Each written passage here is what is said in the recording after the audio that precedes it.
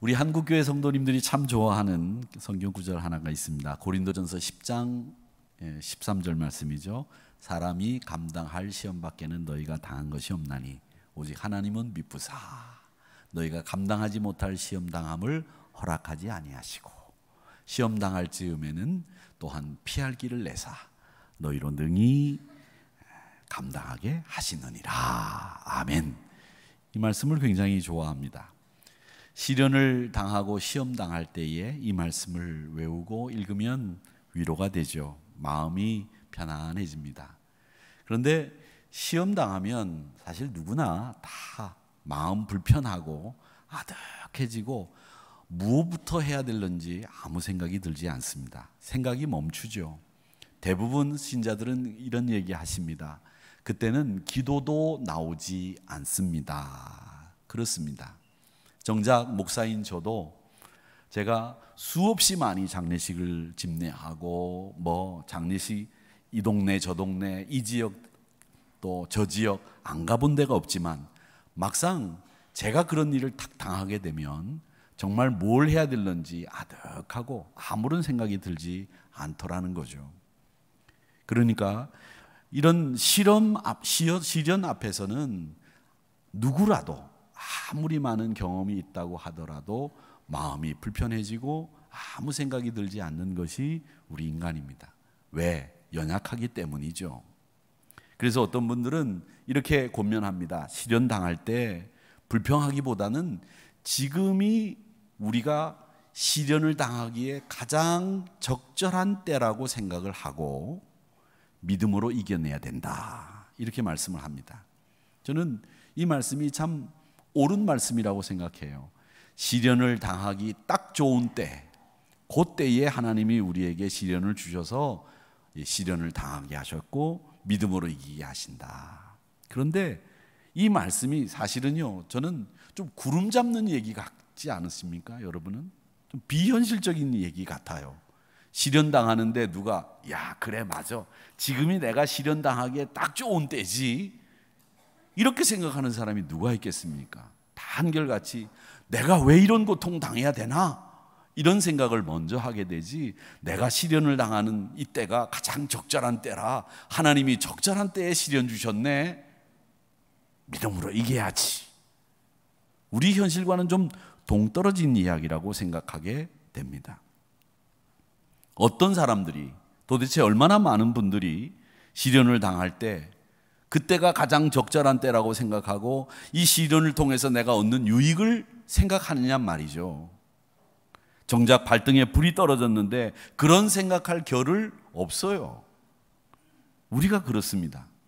그래서 오늘 이 시련을 겪는 아브라함을 한번 살펴보려고 합니다. 이 아브라함은 이 시련 속에서 어떻게 대처했을까? 이 시련을 그는 어떻게 이겨냈을까? 아브라함은 하나님의 약속을 받고 25년을 기다렸다가 100세의 아들을 얻습니다. 그야말로 하나님이 주신 선물 중에 선물이죠. 이삭이라고 이름을 지었는데 그 이름의 뜻이 웃음입니다. 이삭 때문에 아브라함은 웃을 일이 정말 많았어요. 정말 웃음이었습니다. 즐거움이 생겼고요, 행복했습니다. 하나님의 큰 은혜에 감격하며 살았습니다.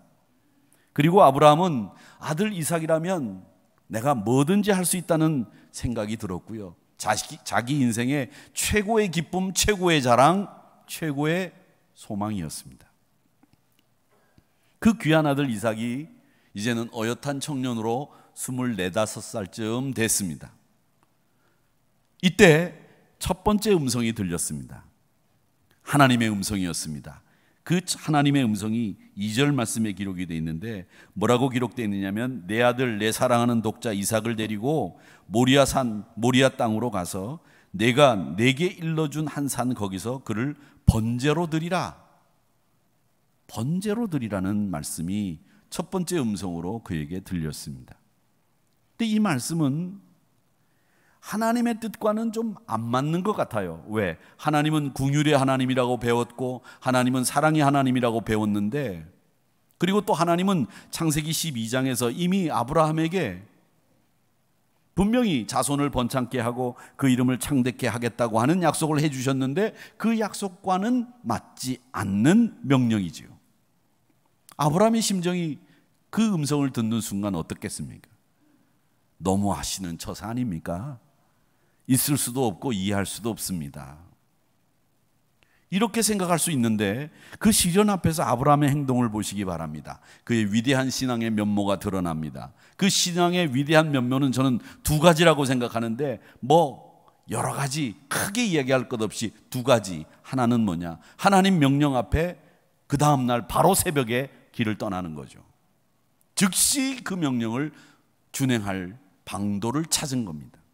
또 하나는 아내 사라와도 누구와도 상의하지 않고 그대로 하나님의 명령을 순종합니다. 사실 인간은 말이죠, 내가 하기 싫은 일이 있는데 그걸 해야만 하는 상황이 되면 상의를 합니다. 근데 그 상의는 내가 이 하기 싫은 일을 어떻게 할까를 상의하기도 하겠지만, 내가 원하는, 하기 싫어하는 내 뜻을 아는 사람이 상의를 통해서 내 뜻을 누군가가 이야기해 주기를 은근히 바랍니다. 그러다가 그 사람이 내가 하기 싫은 것을 알고 이야기를 해주면 나는 그 사람의 이야기를 가지고 가서 다른 사람들에게 그 사람이 이렇게 이야기하던데 내가 생각하기도 그렇고 이러니 저러니 그래서 나는 하지 않았으면 좋겠다, 이렇게 자기가 하기 싫은 일을 합리화하는데 상의를 통해서 그 합리적인 명분을 찾는 경우들이 많다는 거예요. 그 사람이 반대하기 때문에 내가 하고 싶어도, 사실은 나는 하고 싶지 않은데 하고 싶어도, 그때는 이제 말이 더 발전하게 되는 거죠. 그래서 자기가 하고 싶은 결정을 남의 의견인 양 포장해서 자기가 원하는 대로 안 하는 거죠. 이게 비열한 방법이라고도 생각할 수 있겠습니다만은 우리 인간은 연약하기 때문에 그렇게 해서라도 하고 싶지 않은 일을 안 하는 경우들이 많죠. 그래서 때로는 하나님의 명령 앞에서 즉각 떠나야 되고 상의하지 않아야 된다고 하는 것을 아브라함은 정확하게 알고 있었습니다. 그래서 아브라함은 상의하지 않았습니다. 자기가 하고 싶지 않은 일이지만 하고 싶지 않다고 하는 이 어떤 명분이라도 얻을 수 있는 남과의 상의를 자제하고 생략했습니다. 더 이상 고민할 필요도 없다는 듯 그 다음날 아침 일찍 길을 떠났죠. 목회하면서 저도 그런 경험을 한 적이 있습니다. 어떤 장로님이 큰 돈을 헌금하셨습니다. 그 장로님 부인 권사님이 돌아가셨어요. 혼자 지내셨는데 상상 이상으로 큰 돈을 헌금하셨는데 그 장로님이 저한테 그 돈을 헌금하신 다음에 이런 이야기를 하셨습니다. 목사님, 만약에 아무개 권사가 살아있다면 제가 이 돈을 헌금할 수 있었겠습니까? 이 말은요, 돌아가신 그 권사님이 그 돈을 헌금하지 말라고 말릴 수 있을 거라는 얘기가 아닙니다. 만약 살아계셨다라고 한다면 그 돈을 헌금하기 전에 제가 상의를 했을 텐데 권사님이 하라고 해도 상의하는 가운데 본인이 그만큼 헌금하기를 작정하기가 쉽지 않았을 거라는 거죠. 때로는 상의가 필요합니다. 합력하여 선을 이루는데 상의가 꼭 필요하고 의논하는 게 필요하지만, 상의해야 될 일이 있지만, 그런데 우리가 하기 어려운 하나님의 명령 앞에서 우리끼리 상의하면서 우리의 마음이 만약 순종을 떠나고 갈등과 방황 그리고 하기 싫은 자기 합리화가 남을 수 있다면 그 상의는 필요 없고 생략해야 됩니다. 그래서 하나님의 명령 앞에서는 상의보다도 더 필요한 게 있는데 그게 뭐냐? 절대 순종입니다. 그래서 아브라함은 아들 이삭을 바치는 문제에 있어서 아내 사레와 상의하지 않았습니다. 자기가 순종해야 되는 하나님 명령 앞에서 순종을 방해할 수 있는 그 어떤 가능성도 차단해 버린 거죠. 철저히 하나님의 뜻을 따르기 위해서 순종을 방해하는 일을 차단하고 막아야 됐다. 그래서 아브라함이 위대하고 믿음의 아버지 이렇게 부르는 거죠. 이어서 아브라함에게 두 번째 음성이 들립니다. 두 번째 음성 7절인데 이삭이 그 아버지 아브라함에게 말하여 이르되 내 아버지여 하니 그가 이르되 내 아들아 내가 여기 있노라. 이삭이 이르되 불과 나무는 있거니와 번제할 어린 양은 어디 있나이까. 도대체 번제할 양이 어디 있습니까? 재물을 찾는 이삭의 질문 앞에 아브라함은 두 번째 음성을 아들로부터 들으며 큰 위기를 만났습니다. 아들에게 네가 재물이다 사실대로 말하고 아들 이삭이 아버지 저는 살고 싶어요 이렇게 말할 때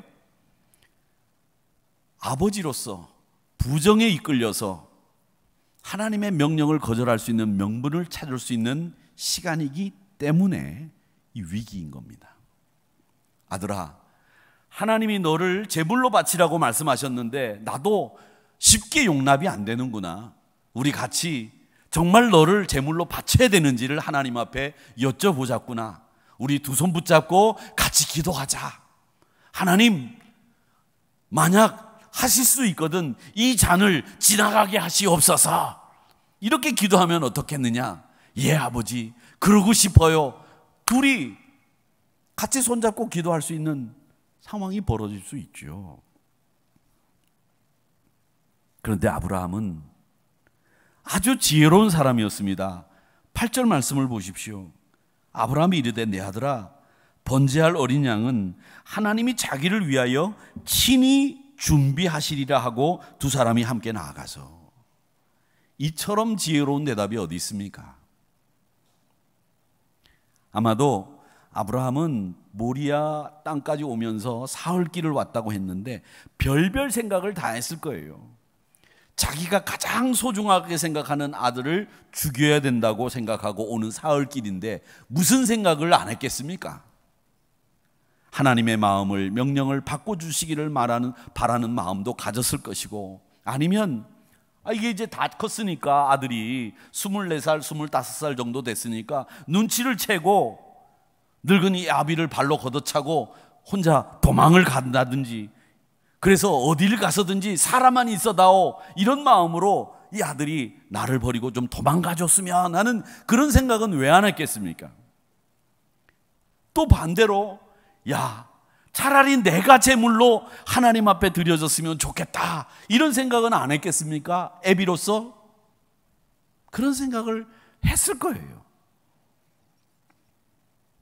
그래서 이 부분에서 실존주의 철학자인 끼에르케고르라고 하는 사람은 그의 책 그리스도교의 훈련이라는 책에 보면 이 아브라함이 모리아산으로 가는 3일길 동안 그가 생각했던 것을 이렇게 그려놓고 있습니다. 3일 동안 걸어가면서 아브라함은 먼저 자신이 죽임을 당하는 시간을 경험했을 것이고, 그 다음으로는 자신을 십자가에 못 박아야 했던 걸음이 이 모리아산으로 가는 3일길의 걸음이었다, 그렇게 얘기합니다. 아픔의 길, 한숨의 길, 눈물의 길, 고통의 길을 걸었던 거죠. 그런데 그는 분명하게 자신은 하나님의 말씀에 순종해야 된다고 하는 절대 가치를 두고 거기에 따라서 행동했습니다. 현대 경영학에서도 세 가지 분명한 시스템을 가지고 사람이 살아야 된다고 이야기합니다. 하나가 뭐냐? 가치 시스템. 내가 분명하게 믿고 내가 분명하게 이거라고 생각하는 그 가치 시스템을 가지고 사는 사람은 확신 시스템이 작동한다는 거죠. 그 가치 시스템과 확신 시스템이 돌아가면서 행동 시스템이 나온다는 거예요. 그러니까 여러분의 믿음은 그냥 나오는 게 아니라 여러분의 믿음의 가치와 여러분의 확신의 가치가 어우러져서 이 행동 시스템이 나오는 거예요. 아브라함은 이삭의 질문 앞에서 자기의 분명한 가치관을 이야기합니다. 제가 지난주에도 말씀을 드렸죠. 성경은 항상 우리에게 두 가지를 묻습니다. 뭐냐? 두 가지. 하나는 너는 어떤 사람이냐? 특히 바울 서신에서 그렇게 묻는다고 말씀드렸죠. 너는 어떤 사람이냐 도대체? 성경이 우리에게 주는 에피소드들, 이야기들, 많은 스토리들이 우리에게 항상 두 가지를 묻는 거예요. 너는 어떤 사람이냐? 너는 어떤 사람이냐? 대답해라. 너는 어떻게 할 거냐? 너는 어떻게 할 거냐? 대답해라. 그걸 우리는 성경을 통해서 계속 배운다는 거죠. 질문 받는다는 거죠. 오늘도 아브라함 자신도 이 사건을 통해서 하나님이 던지는 질문 앞에 선 겁니다. 너는 어떤 사람이냐? 나는 하나님을 섬기는 사람입니다. 그럼 너는 어떻게 할 거냐? 하나님의 명령에 절대 순종하겠습니다. 이런 가치 시스템을 가지고 행동 시스템을 만들어낸 거예요.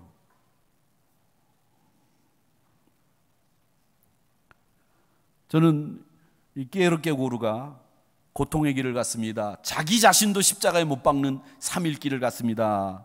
그렇게 이야기를 했지만 시편 13편을 보면서 이 13편의 그 시인의 마음이 아브라함의 마음이 아니었겠는가 이런 생각을 해봅니다. 시련 속에서 하나님 앞에 간구하는 시인이 그려져 있거든요. 시편 13편에 보면 자신도 모르는 사이에 신음을 뱉어내고 한숨을 쉬고 탄식을 하나님 앞에 내뱉는 그런 자리에 서 있는 시인의 이야기가 시편 13편에 나옵니다. 얼마나 이 탄식을 해야 되는 어려운 상황인지 1절과 2절의 말씀에 보아도 어느 때까지입니까? 라는 말이 4번이나 나옵니다. 한 절에 2번씩. 1절 읽어보겠습니다. 여호와여 어느 때까지니까? 나를 영원히 잊으시나이까? 주의 얼굴을 나에게서 어느 때까지 숨기겠나이까? 2절 보면 나의 영혼이 번민하고 종일토록 마음에 근심하기를 어느 때까지 하오며 내 원수가 나를 치며 자랑하기를 어느 때까지 하리이까? 하나님, 저희들이 3년 동안 코로나 때문에 어려움 당하고 예배도 제대로 못 드렸는데 또다시 변종이 생겨가지고 우리가 어떻게 될지 모르는 이 상황 어느 때까지입니까? 던질 게 없으니까 마스크 던져야죠. 이제 그만 썼으면 좋겠거든요. 이런 탄식이 안 나오고 좀 편안하게 우리가 살고 싶은데 더블링 그러잖아요. 2배로 지금 막 확진되고 있고 환자들이 늘어나고 있다고 하니까 회복되는 분위기가 다시 찬물을 확 끼얹어가지고 제일 교회가 큰 타격을 입게 생겼습니다. 근데 그 쏟아져 나오는 탄식이 열정적인 간구로 바뀌면서 기쁨과 찬양으로 채워져 갑니다. 시인은 5절 6절에서 이렇게 고백합니다. 나는 오직 주의 사랑을 의지하여 싸우니 나의 마음은 주의 구원을 기뻐하리이다. 내가 여호와를 찬송하리니 이는 주께서 내게 은덕을 베푸심이로다. 시련 속에서 탄식이 기쁨과 찬양으로 바뀌는 그 과정의 중심이 3절에 있습니다. 3절 뭐라고 되어 있느냐면 여호와여 내 하나님이여 나를 생각하사 응답하시고 나의 눈을 밝혀주시고 두렵건대 내가 사망의 잠을 잘까 하오며. 시인은 이 3절의 말씀을 통해서 분명하게 얘기합니다. 하나님 나의 눈을 밝혀주세요. 내가 주님을 의지합니다.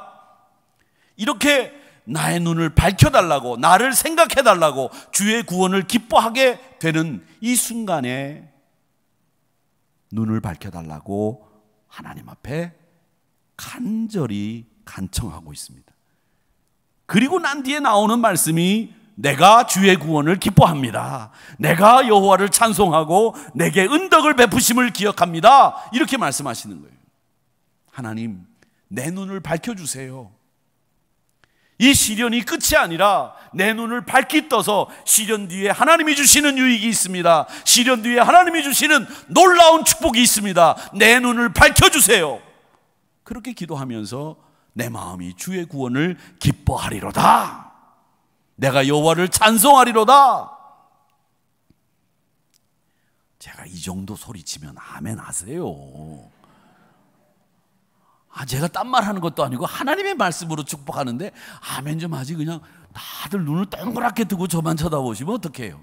다시 하겠습니다. 주의 구원을 기뻐하리이다. 분위기 얼마나 좋아요.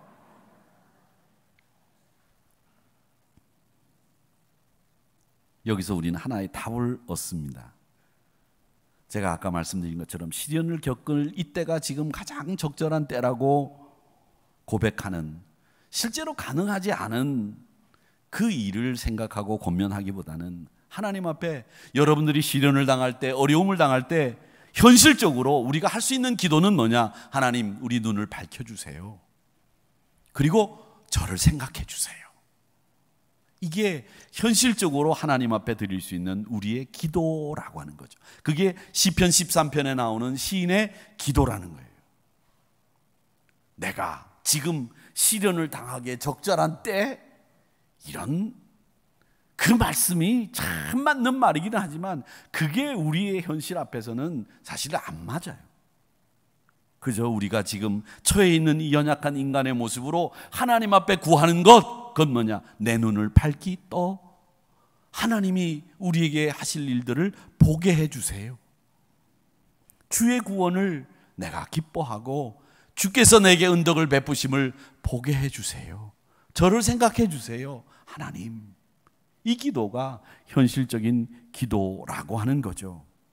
저는 이 시편 13편의 시인의 기도가 아브라함이 모리아산을 가는 3일 동안 하나님 앞에 했을 기도였을 거다. 만약에 그가 기도를 했다면 이런 식의 기도를 하지 않았을까 생각을 해보는 겁니다.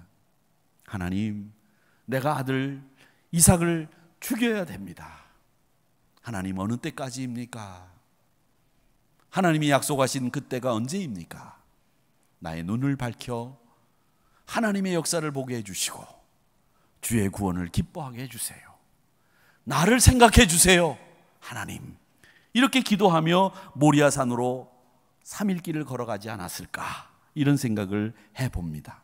그래서 시편 13편은 아브라함이 모리아산으로 가는 동안 3일 길을 걸어가는 그동안에 생각했을 법한 이야기들이 실려있는, 물론 시편은 나중에 쓰여진 책입니다마는 그런 마음으로 가지 않았을까. 우리는 이 믿음으로 걷는 아브라함을 봅니다. 결론이 해피엔딩으로 끝난다는 건 여러분 우리가 이 성경을 보면서 잘 알고 있지 않습니까? 근데 하나님의 명령은 하나님이 그동안 보여주신 말씀과 행동에는 맞지 않는, 순종하기 쉽지 않은 일이었는데 아브라함은 순종의 길을 갔다는 거죠. 여러분, 그렇습니다. 순종은 순종을 할 수 있도록 하는 환경도 마련이 여러분들에게 되지만 사실은 순종하지 못하도록 만드는 환경이 여러분, 우리 신앙생활에는 더 많이 생길 수 있어요. 그러기에 나는 순종해야지, 이런 생각도 중요하지만 여러분이 순종하는데 방해하는 장애물들을 제거하는 일에도 사실은 관심을 가지고 있으셔야 돼요. 이 아브라함은 보세요. 순종의 길에 방해가 되는 것을 제거하면서 그 다음날 아침 일찍 누구와 상의하지 않고, 그리고 하나님 앞에 그 속으로는 나를 생각해 달라고 시편 기자처럼 나의 눈을 밝히 뜨게 해달라고 기도하면서 가서 그의 믿음을, 순종의 모습을 보여줬다는 거죠. 그 아들 이삭을 바치려고 하는 순간에 세 번째 음성을 듣습니다. 하나님의 사자의 음성이죠. 12절입니다. 제가 읽어보겠습니다. 사자가 이르시되 그 아이에게 내 손을 대지 말라. 그에게 아무 일도 하지 마라. 네가 내 아들 내 독자까지도 내게 아끼지 아니하였으니 내가 이제야 네가 하나님을 경외하는 줄을 아노라. 내가 너의 믿음을 봤다는 거죠. 네가 나를 이렇게까지 사랑하는구나. 아브라함의 믿음과 그 순종을 인정해 주십니다. 근데 저는요, 이 말씀을 보면서 이런 생각합니다. 하나님이 아브라함이 하나님을 경외하는 줄 모르셨겠습니까? 아니요, 모르지 않으셨어요. 아시고 계셨어요. 그런데 왜 네가 하나님을 경외하는 줄 아노라, 이 말씀을 하셨느냐? 모르시는 게 아니고요, 하나님은 아브라함이 더 공고한 믿음을 갖기를 원하셨습니다. 아브라함이 믿음의 사람이기는 하지만 그는 아들 이삭을 낳기 전에 하갈을 통해서 이스마엘을 낳고, 그 가정에 불화가 생기는 일들을 만들어내면서 믿음이 흔들렸던 적이 여러 번 있었어요. 애굽으로 내려가서는 자기 아내 때문에 자기 목숨이 혹시 위태로울지 모르니까 누이라고 속이는 이런 믿음 없는 짓들을 했거든요. 그러니까 하나님은 이 아브라함에게 이제는 더 흔들릴 수 없는 확고하고 공고한 믿음을 주시기 위해서 아브라함에게 이 믿음의 시련을 통해서 순종의 길만 갈 수 있는 사람으로 만들려고 하는 계획을 가지고 계셨기 때문에 이 일을 하신 거고, 그것이 성사된 것을 보고 이제야 내가 너를 인정하겠다 이렇게 말씀하신 거지 하나님이 모르셨던 게 아니라는 거죠. 그러면서 하나님이 아브라함에게 다시 축복을 선언합니다. 17절 18절에 축복입니다. 뭐라고 되어 있느냐? 내가 네게 큰 복을 주고 네 씨가 크게 번성하여 하늘의 별 바다의 모래와 같게 하리니 네 씨가 그 대적의 성문을 차지한다. 네 씨로 말미암아 천하 만민이 복을 받는다. 네가 나의 말을 준행하였음이니라 하셨다 하니라. 아멘. 축복의 말씀이니까 더 크게 아멘 해야죠. 하셨다 하니라. 아멘. 네. 웃음도 우리 권사님들 웃음 하하하 아니고 이렇게 웃으시네요. 감사합니다.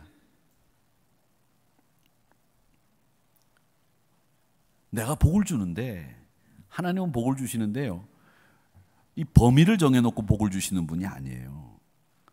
복을 주시는데 아브라함 너에게만 복을 주시겠다 한 게 아니라 네 후손에게까지 복을 주겠다. 네 씨로 말미암아 복을 받는다. 천하 만민이 복을 받는다. 이렇게 이야기하시면서 이 복의 영역은, 우리에게 주시는 복의 영역은 한정되어 있는 게 아니라 광범위하게 내가 생각하지도 못했던 것까지, 내가 볼 수 없는 것까지 복의 영역을 넓혀주시면서 하나님이 아브라함에게 축복해 주시는 것을 보게 되는 겁니다. 이렇게 내가 가장 소중한 것을 내어놓았을 때 더 놀라운 것으로 쏟아 부어 주시는 거죠. 마치 저는 이런 것이 우리 생활 속에서, 왜 우리가 마트에 가서 물건을 사면 그 물건을 사가지고 카트에 잔뜩 실어가지고 그 실는 순간에 다 우리게 되는 게 아니잖아요. 그걸 가지고 나와서 계산을 해야 되지 않습니까?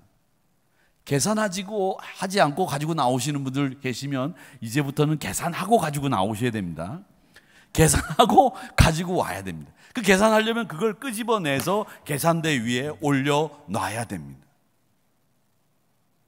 우리 믿음도 축복도 마찬가지예요. 우리가 하나님이 주신 것을 그냥 받아가지고 오는 게 아니라 하나님 앞에서 값을 치르고 그걸 내 것으로 만드는 거예요.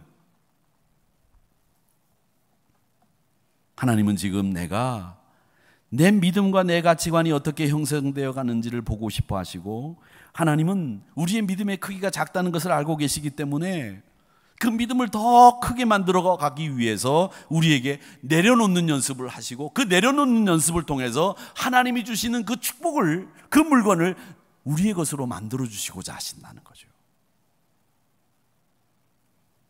부모가 있어도 형제가 있어도 고아처럼 사는 분들이 참 많습니다.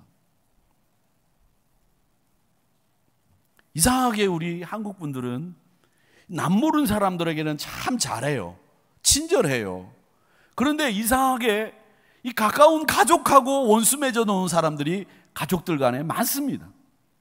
저는 이 친척들, 가족들 간에 이 사이좋게 지내는 분들 보면 참 부럽고, 가정에 샬롬이 있기를 늘 기도하는데 그런 가정들은 참 믿음의 가정이라고 생각이 듭니다. 형제 간에 우애 있고 말이죠.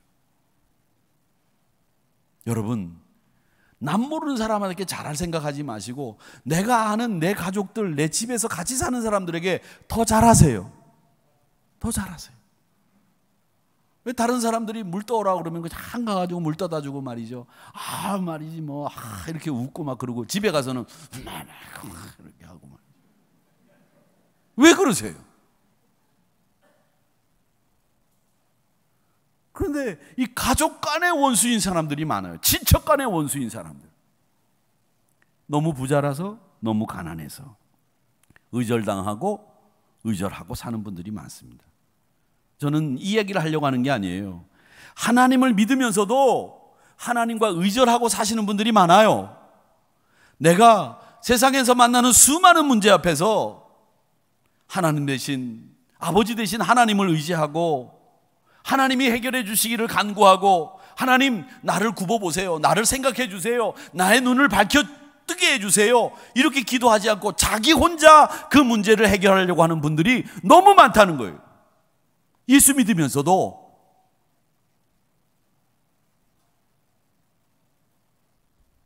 하나님 사랑한다, 하나님 귀한 분이다 고백을 하지만 그뿐입니다.